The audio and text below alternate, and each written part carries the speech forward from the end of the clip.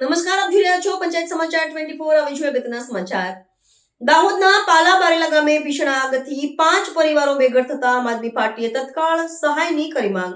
દાહોદ જિલ્લાના સિંગવડ તાલુકાના પાલા બારેલા ગામે વીજળીના શોર્ટ સર્કિટને કારણે ભીષણ આગ ફાટી નીકળી હતી।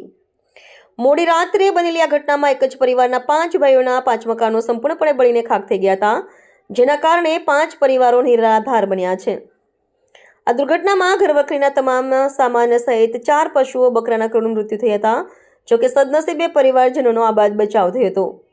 આ ઘટનાની જાણ થતાં જ આમ આદમી પાર્ટીના સંગઠન મંત્રી નરેશ બારૈયા અને તેમની ટીમે તાત્કાલિક સ્થળની મુલાકાત લીધી હતી। તેમણે અગ્નિથી પ્રભાવિત પરિવારોની દયનીય સ્થિતિનું નિરીક્ષણ કર્યું હતું। આ સંજોગોમાં નરેશ બારૈયાએ ભારતીય જનતા પક્ષની સરકાર સમક્ષ આ પરિવારોને તાત્કાલિક ધોરણે રહેઠાણ અને આર્થિક સહાય પૂરું પાડવાની જોરદાર માંગણી કરી હતી, જેથી તેઓ ફરીથી સામાન્ય જીવન જીવી શકે।